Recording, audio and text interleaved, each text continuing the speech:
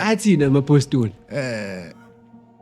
athi singamademoni thina esiphatha ilokhuzane esiphatha ebithi kalendlela. no mfethu Kukhona nje umunye umfowethu yena umuthi into engekho emhlabeni. yeah Bathiwa hayi umuthi into ekhona.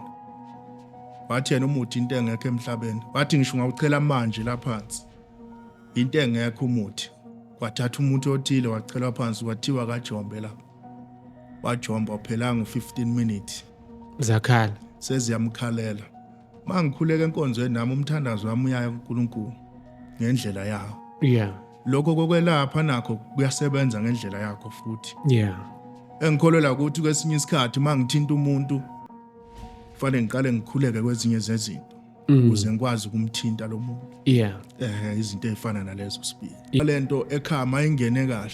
yeah Iphethe ukufike yakhe isichitho la ekhaya. isichitho Isichitho sokuthi yanihlakaza nje la ekhaya ningazwani. Uthola ukuthi ukuzwana kweni la ekhaya mina ngisazwana nobhuti omdala. Sengizwana mhlambe nosisi omncane. Sisi omncane akasazwana nobhuti omdala ngenxa ukuthi mina nobhuti omdala asisezwana. Ngayo yona lento lena ela ekhaya.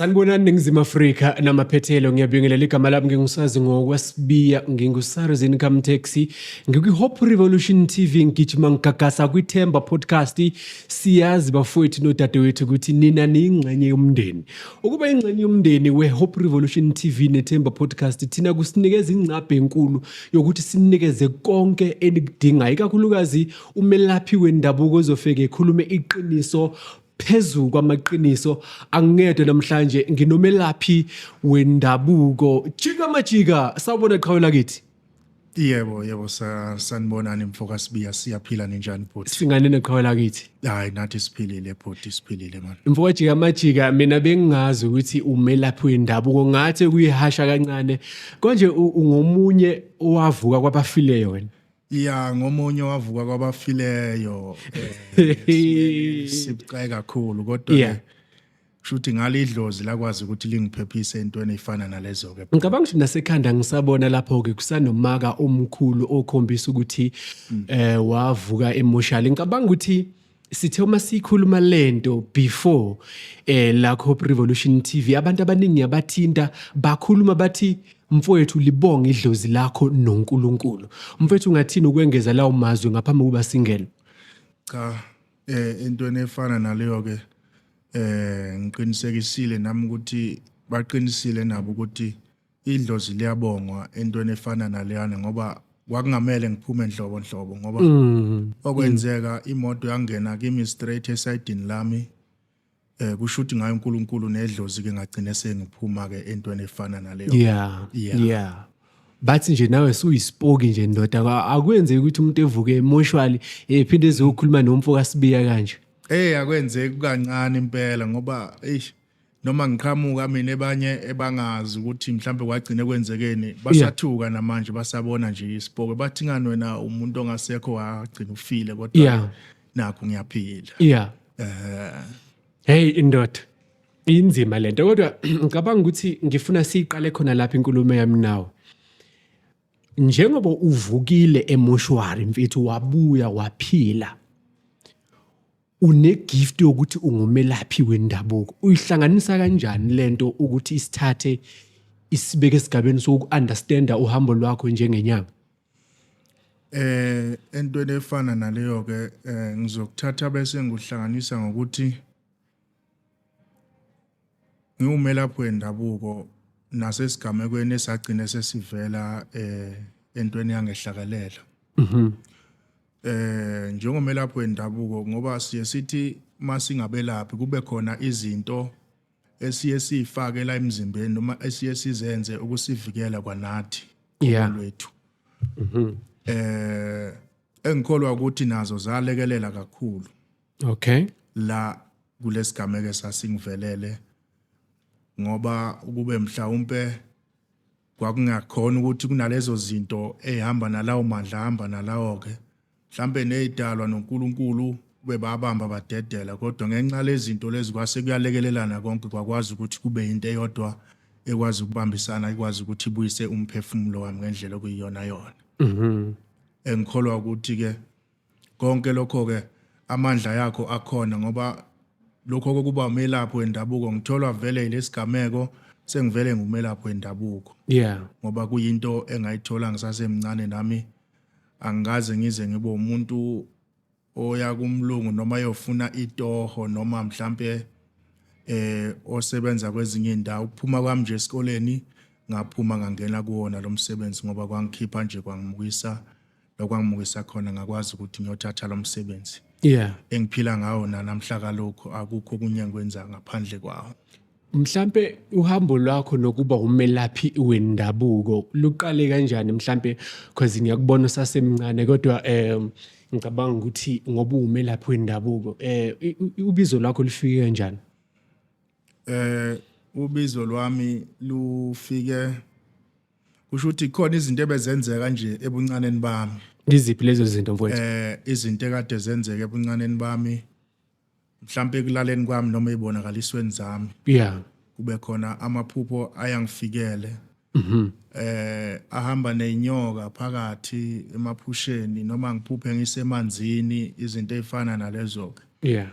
Kusho ukuthi mangithi ngiyabuza mhlambe kwebadala noma ngithi ngichaza iphupho lokuthi ngiphuphe into efana nenyoka noma namanzi kanjalo ke.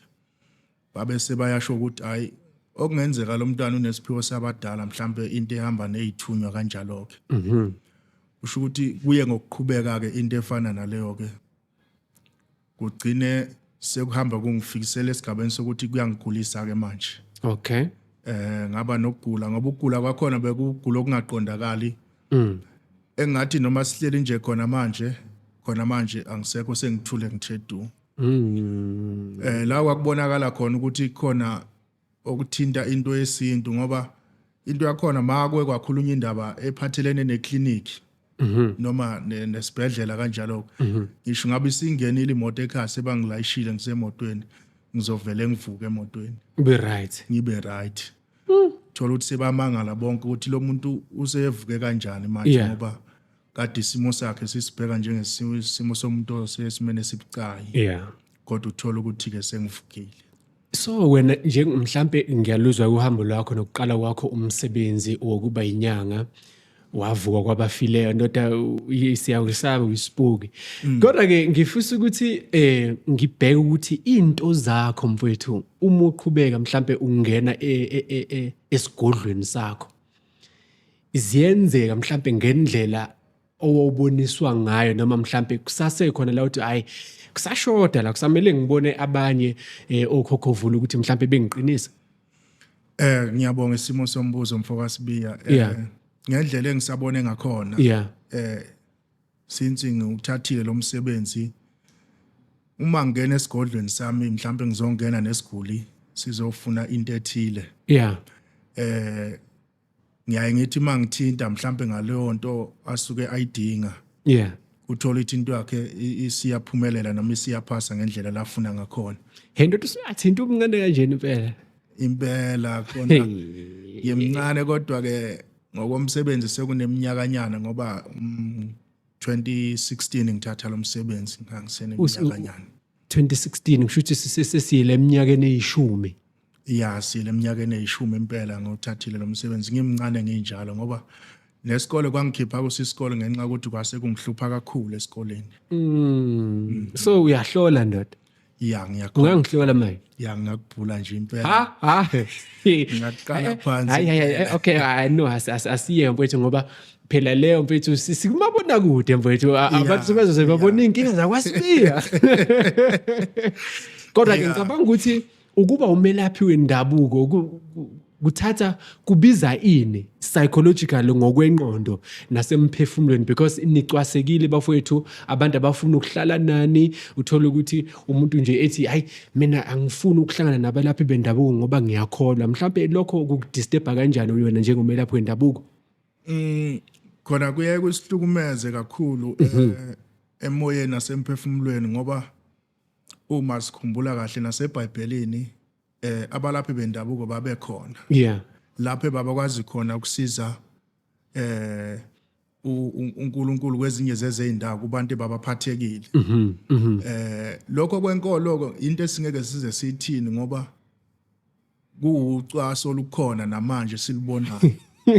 Bacwasana baze bacwasane ngabodwa abantu ebakholwayo umfoka Sibiya. Hayi dot. Uzongeza ukuthi le interview ingaqhubeki kahle ngoba uzongihlekisa ukuthi amakholwane acwasa ayanicwasa njengeinyanga.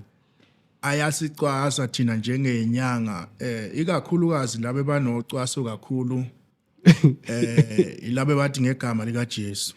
Yeah. Thote labe basindisiwe ibimpela ngathi banokucwasa kakhulu.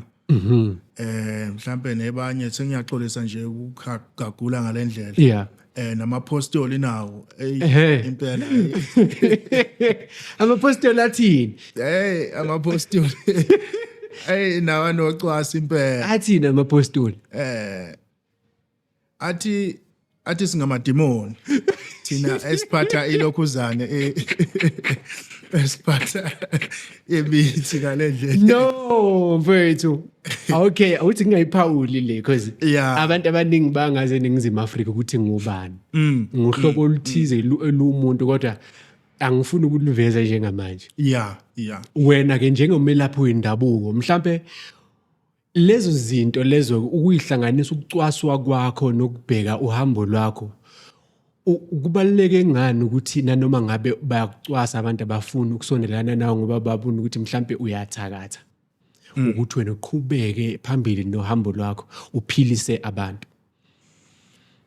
Ngokwami ngiyaye ngithathe engakunaki lokho ikakhulukazi ngibheka isimo sokuthi ngoba ngilento engiyona kumele ngiyithande mina ngithanda umsebenzi wami. Yeah. Ngendlela engiyona ngoba bakhona ebalidingayo usizo kimi kufanele ngizethembe kwamina kulokho engiyikhona. Uma nami sengizenyeza ngawo lo msebenzi lona kunzima ukuthi kusuka umuntu laphana ezofuna usizo kimi esebona nesimo sami ukuthi cha kwanami anginakho ukuzethemba ngaleyo nto leyo. Okubike yikho ukuthi ngoba phela emehlweni yabantu kukhona ebasikhuluma kabi. Yeah. Mangabe kushona ilanga sizonokhelwa yibe emakhosini egodlweni. Ayiphinde ngathi uzanenye manje uthini mfowethu? Ngithi okubhlungu umfoka Sibiya. Yeah. Emini kanje basikhuluma kabi basicwase noma basikhulume ngendlela basikhuluma ngayo. Kodwa makushona ilanga esigodlweni ibone basinokhelayo. Bazofuna usizo lalokho esikhona kodwa kade besikhuluma kabi mabasena abanye abantu. Emini. Yeah. Manje muthi bakhona ukhuluma ngobani mfethu? Sengisho kulaba esike sathi ukudlula kukhona Cha angisho ugagula amagama kodwa phela sengisho ukuthi mhlambe ungasho ukuthi abantu abaqhamuka eParliament noma abaqhamuka emasontweni noma abefundisi noma amakholo. Hayi abefundisi abathile abaqhamuka mhlambe emasontweni yosindiso kanjalo. Okay. Labefundisi uma befika kuwena because ngeke uzuligagula igama kodwa ngiyadinga ukuthola uhambo lwakho ubunzima balo nanokuthi abantu balekelela kanjani. Mhlambe uma kufika umfundisi kuwena into yokuqala uthini? Into yokuqala mfoka Sibiya kunalento ethu yokuthi mangabe uphethe ibandla. Yeah. Kufanele wena ophethe ibandla ube namandla yokuthi ukwazi ukulawula ibandla. Okanye ukwazi ukuthi uma uthandazela abantu ngendlela osuku bathandazela ngakhona.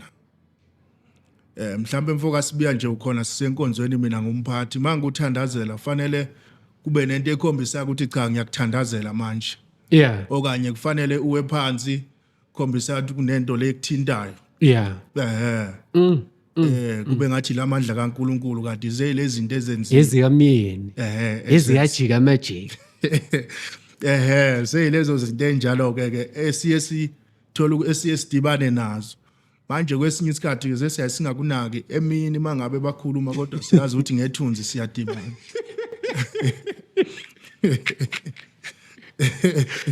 Yazi mfowajika majika mfethu ngifuna ukuncoma mfethu izwe libhekile because ukufuna ukukhuluma iqiniso mfethu. Abantu sike sathi sima sinomuntu akaphoshiya wathi uma ngavalwa amabandla noma amasonto i-economy yase South Africa ingakhuphuka phezulu because ukhona umuntu odomeka ngalendlela ukuthi ethi ngoba ngihola 50,000 u25,000 okamfundisi and yinini endala leyo nkinga nivumelelani leyo nto jika majika kungakhona ukuthanda kwethu noma ukuvumela into efana nalezo nami ngiyasebenza nami ngokwami okay nami ngiyasebenza ngokwami uma efika lapha esigodlweni ezokhulumela izinto ezifana nalezo nami ngiyazi indlela engibhala ngayo nami lokho ngeke ngikufihle that's why umuhle mfethu nje ngizomcharge impela ewuswengi le ndoda phela ngithe uma ungena la studio ngithi mina lapho endabuko oswenga kanjena bakithi hayi kuyithanda nje khomba khona ukuthi noma ufika esigodlweni sami ngeke usabe ukukhotha ngisho insizi ngoba uyambuka umuntu buku ubuyena ukuthi uyokukhothisa lensizi lena uthi ubheka isimo sasesigodlweni sakhe ubheka ubuyena ubona kunzima kukhule ngizoba ngudla lapha so mhlambe wena njengomelaphi wendabuko ngoba usiza umphakathi umfundisi osuke eze kuwena uwumphakathi naye unakho yini mhlambe ukufikela ngolunye usuku unembeza wokufisa ukumbuyisa ukuthi hayi ndoda izwi likaNkulunkulu kumele preache straight without ukuthi sifake lezi zinto ngiyaye ngibe nakho lokho ke mfoka Sibiya kodwa ke kuthola ukuthi ngoba sekunokodwa manje ngizofaka impela ukodwa mfoka Sibiya ngenxa ukuthi ukodwa ngufakela ngase sidini lami okay elokuthi nami ngoba ngivulile lapha esigodlweni vele ngisuke ngimukela wonke umuntu ongena ngenkinga zakhe ehlukahlukene na kusho ukuthi isuke kuyinkinga yakhe abonto yomlekelela ngaleso sikhathi ingakho ngithi ke nginakho ukuthi mhlambe ngambonisa ngelinye ilanga noma ngimtshela kuyikhona khona ukuthi uma siphethe amabandla asiwaphathe ngokuqonda ukuze sinike abantu indlela yaphambili enokweqiniso phakathi ngoba lokho phela sekusuke sekunento esemnikeza amandla yena ekuthenini njoba phethelele ibandla lala leli mhlawumbe ukhulekela lo muntu kube nalawo mandlana athile azokwehlela kulo muntu kube sengazi ukuthi kusiyamandla kaNkuluNkulu kade sekunalento esenezeliwe noma esefakiwe kuye mhlambe akhona ama incidents where ukwafika umfundisi kuwena wathi ngifuna ukugudluza lo munye umfundisi ngifuna ukugudluza lo munye umdikoni ikhona mhlambe inkulumo enjalo eke yafika mhlambe kuwena ikhona eke yafika sekunezikhathi eziningi mfoka Sibiya ngani lokho ke kodwa kusuke kunenkinga la zokuthi kubangwa ini isikhundla kubangwa la emasontweni okay zikhona ke izinto ezifana nalezo zike zafika izikhathi eziningi kakhulukazi lokho ngubone ngise Cape Town eKapa eKapa lodumo ngibone kakhulu lokho ke le koKapa kufika izimo ezifana nalezo ke ngoba kunegama engingalisho Sibiya ngithi uma ngivulile lapha esigodlweni nami suke ngivulela ukuthi ungene umuntu eze nenkinga yakhe ayibike ukuze sikwazi ukuyixazulula so emazwini yakho Sibiya ukuthi uma kufika umuntu mhlawumbe umfundisi ezothi hayi nangomunye umfundisi lapha noma ungimise kabi ake sithi kumgudluza lapha esikhundleni uma umelapho endabuko unembeza kwesinye isikhathi kuyaye kube into ongenayo ukufuna uthatha ubekele eceleni kude ngoba ubhekana nezimo ezinzima ngaso sonke isikhathi suke idinga wena kodwa uyangivumela mangithi ukhona umuntu ongazama ukumgudluza engagudluki ngenxa yamandla kaNkuluNkulu wakhe amthandazayo entweni efana naleyo ke Sibiya ngeke ngize ngiphasise kakhulu ngoba mase kugadliwe Sibiya suke sekugadlwe kahle Sibiya ngoba kukhona ukuthi ngiyogadla nami lapha njengensizwa ngiqale ngibize lona igama lomdali bizwe impela ngoba baningi ke mfoka Sibiya ebalimele ngaleyo nto leyo kathi umuntu ngeke ngize ungenze lutho mina ngenxa ukuthi ngikhonza uNkulunkulu.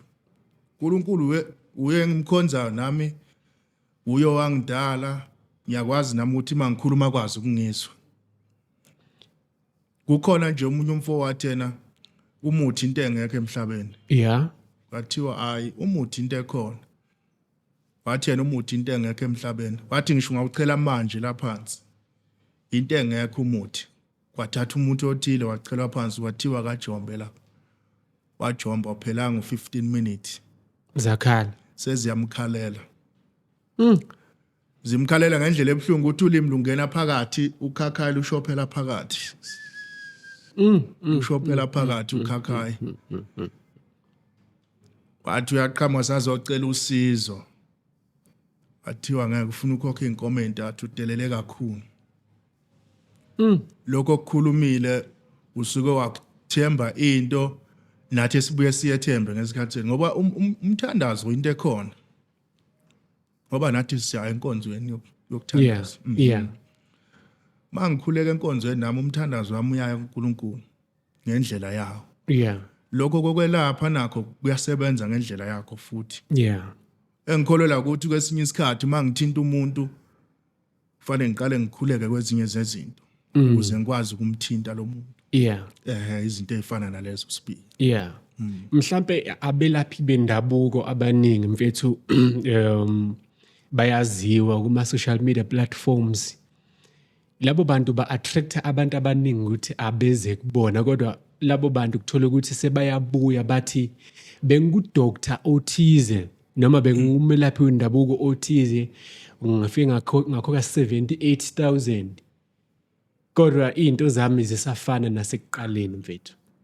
Leyo nto leyo idalwa ukuthi umuntu ufike ebheka ukuthi lo muntu famous uyaziwa. Uthini kubantu abaya kubelaphi bendabuko ngenxa ukuthi ubabona ku social media ngaphandle nje kokuthi nje ekholele ukuthi yabona akadumile lo muntu kodwa engalekelela ukuthi ngisolvekele ngalenkinga engibhekene nayo? Ngikuzwa kahle mfoka Sibiya.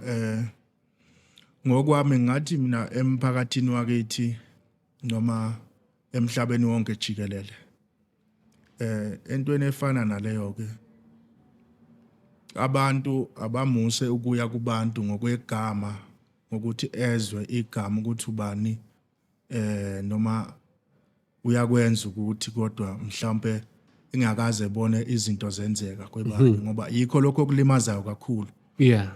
Yikho lokho kulimazayo kakhulu ngoba sizokhuluma nje ngamafuphi mfoka Sibiye ukuthi kwezinye zezikhathi ngoba phela iqiniso kumele silimele kwesinye isikhathi. Yeah. Ngidumile kangaka noma mhlambe udumile kangaka lo muntu lo ke okungagcina umuntu azadonseka kuya afika khokhe lo mali engaka kodwa egcinena ngalithola usizo. Lokho kungenxa yezinto ezikhona. Yeah. Ezikhona kanjani na uthola ukuthi wathatha into ethile okuyiyona emdonsela abantu ukuze bakwazi ukuthi bagcine bafike nalezi imali ebafika nazo ngalendlela kodwa usizo futhi bangalithola. Lokho kuyinto esiza yena hayi omunye umuntu. Manje ndoda ingizwile lapho futhi sidlula kahle. Ngizwe ukhuluma ukuthi ulapha nase Cape Town wena kodwa wena futhi uwali kwaZulu. Ngicabanga ukuthi leyo nto iza kanjani kuwena mfowethu ngoba ngiyakubona mfoka baba ukuthi ngathi izwe isulihambile impela umncane unjena. Ngisacela umbuzo wakho kabusha mfoka Sibiya. Ngithi kuza kanjani mhlambe amazwe wahambayo kufinyelela kanjani ukuthi kuze ufike kulezo ndawo lezo because usuhambe endaweni eziningi. Okay mfoka Sibiya ngiyabonga umbuzo. Uyababhaza bekufonele noma ubathintithe kulesigubhu sakho? Angibathintiti usuke kukhona ofikile mhlawumbe ekhaya wathola lolo sizo. Uyabona nje kakhulukazi nje ngicine ngifikele ko Cape Town ukhona wayefikile wathola usizo alayelwe omunye batholane kuphi eThekwini. Yeah. Waselayela umuntu wakuphi wase Cape Town. Wase Cape Town mayifika na walithola lolo sizo wayesebona ukuthi ngona ngitholela indawo le ngakubo ngiyosebenzela ngakhona ngoba abaningi baxakekile. Oh. Engikholwa ukuthi namanje senginesikhathi ngasuka cishe no 5 years ngasuka eCape Town. Kodwa namanje basakwazi ukuthi bangifonele bafunele lo sizo ebalidingako. Ngikwazi ukuthi sixhumane ngikwazi ukubenzela izinto ngendlela engibenzela ngakhona ngoba bakholelwa ukuthi entweni engisuke ngiyenza futhi iyalunga. Yeah. Kule yanto ke mfethu. Mhlambe sesile kuphetheni. Futhi. Uma ngabe umzi womuntu unale yanto yokuthi unezibhuki nje mfethu. Kudinga ukuthi uyobethela. Uma ubethele lapha ukhipha izibhuki uphinde ufake ezinye noma ukhipha izibhuki umuzi ushiye nomthandazo womuthi. Ngiyakuzwa mfokasibiya. Lapha nafike ukhipha izibhuki mfokasibiya. Kunalento ethi uma izibhuki zikhona ekhaya. Yeah. Thothi lenti lo moya wale ibhoko usudlelile wazwadlela ngisho ebantwini. Thothi kwasekhaya akusazwanwa mhlambe bathenga ukudla kusheshe kuyaphela izinto ezinjengalezo yini ilo moya walesibhoko esikhona la ekhaya. Ithi into ke mase kukanjalo ke suke sekufanele ukuthi ukhiphe lesibhoko la ekhaya.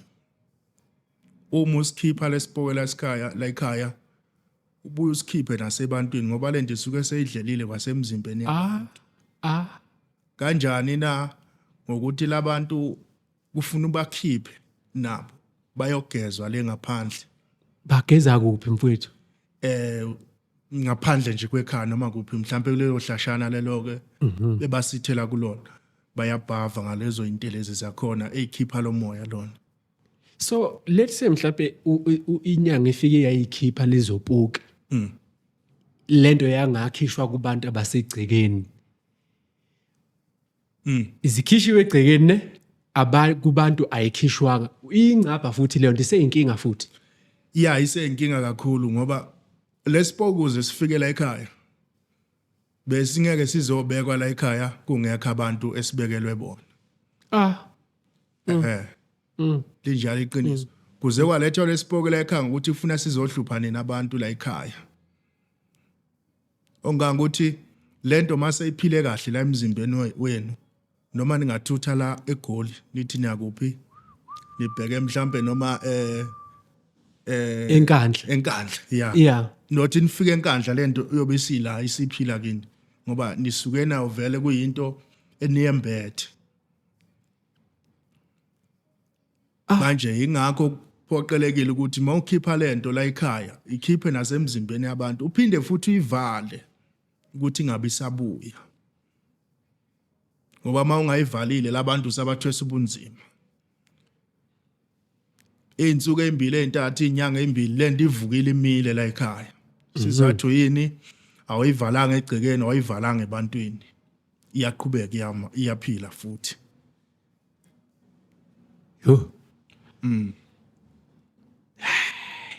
Thusabantu emakhaya ndoda.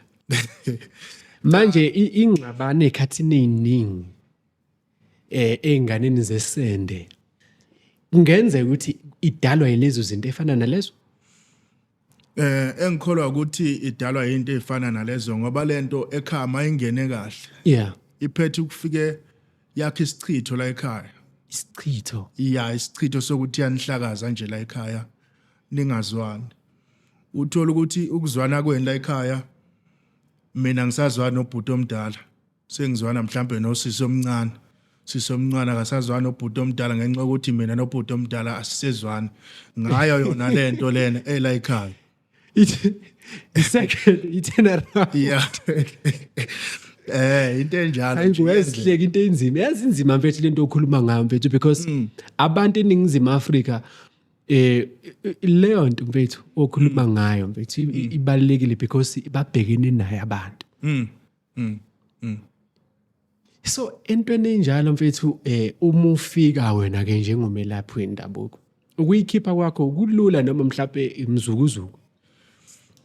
Ukuyikhipha kwakhona kuyaye kube umzukuzuku kodwa ke siyasiqale sibe nendlela yokuthi sibheke lento siyibuka ukuthi ingene kanjani kuyinto futhi ekanjani engakhipheka kanjani ngoba kukhona izinto othola ukuthi uma izofakwa la ekhaya ifakwe njengesipoko somdliwa la ekhaya makwenziwa lezi zinto ezizothunywa la ekhaya njengalesipoko eqale kuyokwenziwa njani kuyophahlwa ethuneni lomuntu owafa kungasiye mhlawumbe wala ekhaya nasemndenini ukuze lento ikwazi ukuphila kahle angithi ngalesikhathi la ekhaya uthi uphahla sidalwa sakho wena asisamukeli lutho sidalwa kuphela nje sekumukela naso somdliso nesixova yonke lento wena la ekhaya uhlaba imbuzi nomhlaba inkomo kodwa ufanele ukuthi wenza iphathi wenza iphathi akumukeleki indawo imukelwa ilemdliwa ilemdliwa le iyajabula yona ngokwayo so manje uma kuhlolwa kuthola ukuthi akonakele lutho kuthiwa hambani niyohlaba kungenzeka leyo ngcapha iza nomdliwa vele ofuna ukuhlatshelwa ngithi lento iyalunjwaniswa nesidalo kuphinde kwakhiwe isithezi lokuthi ningayiboni nina lento manithi nobheka lokho ekugcineni lento okuthola ukuthi ukuhlatshwa isifuyo ekhaya kwenza umsebenzi othile uthola sekuhlabe kumuntu yini ile yanto leya ehambe yenziwa ehamba nalesipoko somdliwa okuyiyona eyenza yonke lento le ngendlela eyenza ngakhona ngoba inzima leyo sibiya mase sibheka kahle le sipoko somdliwa ngoba nokuphuma kwayo kunzima kukho lula isuke sekudinga usiko lwakhona olukhipha lomdliwa la ekhaya ukuze abantu bala ekhaya bazothola kuphila ngoba lomdliwa mawufaka usuke uhamba nezilwane lezo kuyizona ezifike ivuse lomdliwa la ukwazi ukuthi kuphile nalezi zilwane kuze kwenzeke yonke lento eyenzeka la ekhaya hey indoda uqoqwe mina bengibukela phansi ngithi le ndoda ayikho into ezosipha wona la hayibo manje indoda lento le ingena kanjani ukudleni mfethu ukuthola ukuthi ukudla kwala ekhaya sekuphela isibhudukane nje isiphithiphithi bayaphaka obhuti laba phela abafowethu bona labantu kuyaphendwa kube obhuti wona lo mdliwa ukhuluma ngawo uyaphaka kwanawo qobo lwawo uyazi ke wona mubi kakhulu kumdliwa bhuti ngoba uma usungene kahle kumuntu noma la ekhaya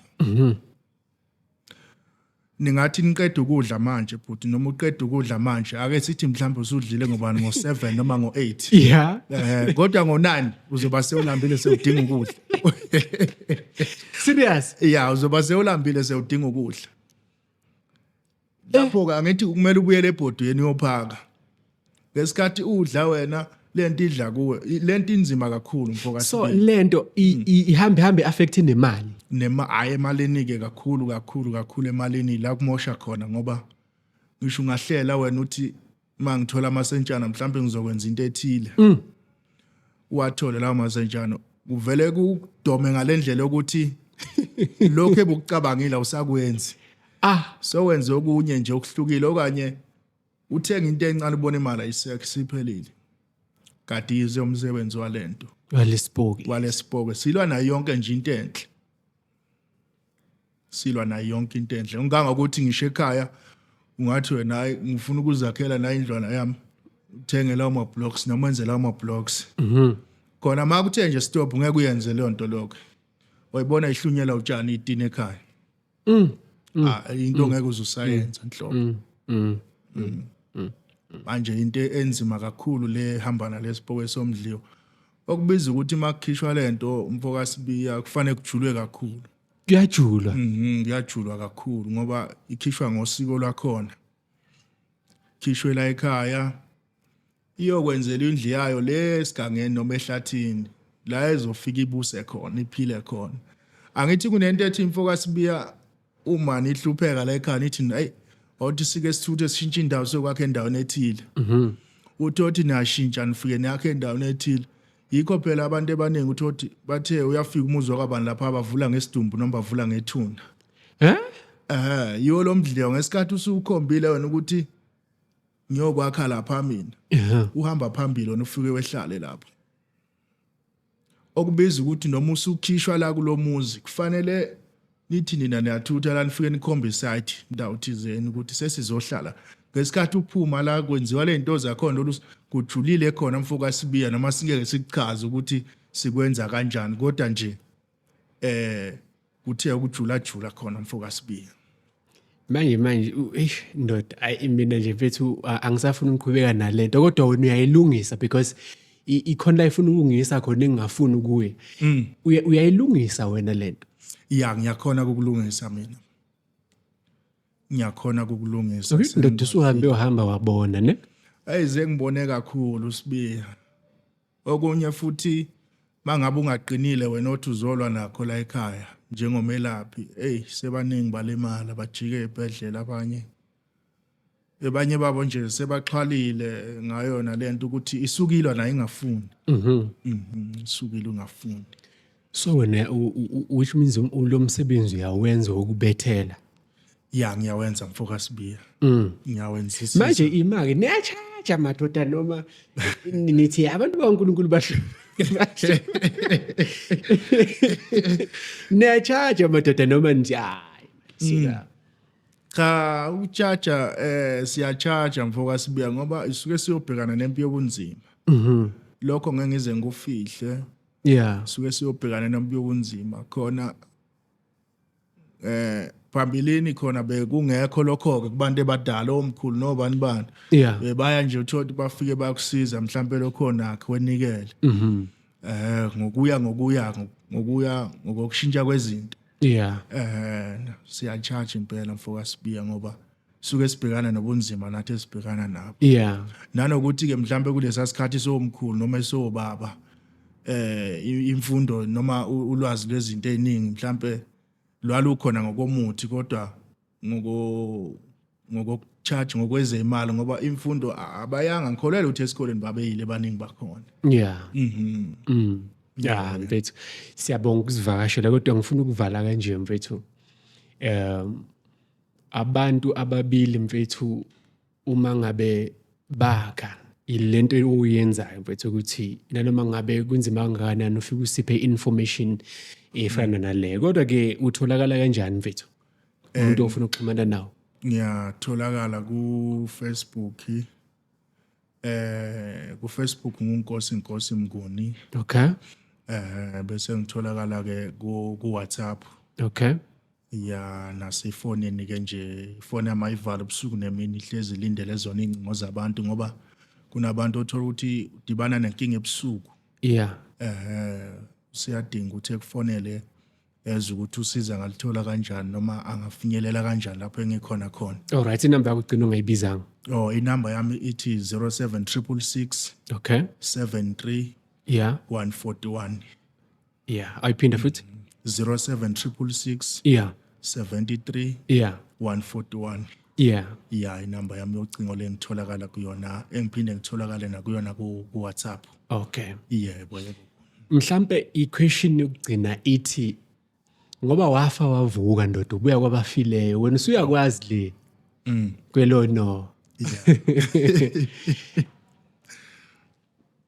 kungenzeka lemsebenzi oyenzela abantu ihlangene nokuthi uNkulunkulu befuna ukukuvusa ukuthi ubuye uzolekelela abantu abasenkingeni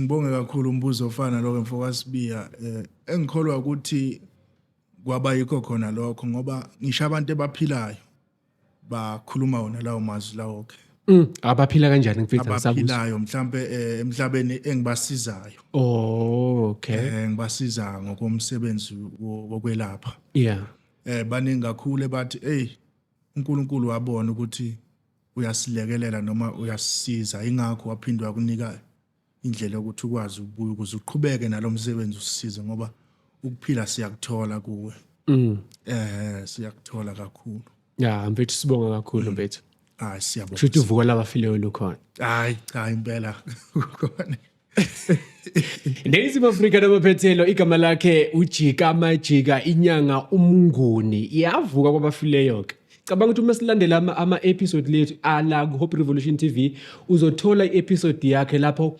owabalula khona ingqinamba wabhekana nazo edlulile emhlabeni, kodwa umusa kaNkulunkulu wabaphezu kwakhe wabuya. Namhlanje sinaye. Insizwe lapha emotionally zayiphakamisa izagila, ziphakamisa amaqhabanga, ziphakamisa imbazo, zithi ziyayiqedela ziyibona ivuka insizwa, kodwa umusa kaNkulunkulu wayikhava yabuya. Namhlanje ingumelaphi wendabuko, iyatholakala ke enambeni esikunikeze yona. Mina ngingusazi, ngingowakwaSibiya, ngumzukulu kaMabhebhezela ibuthu, isoka lendaba uMashinashina.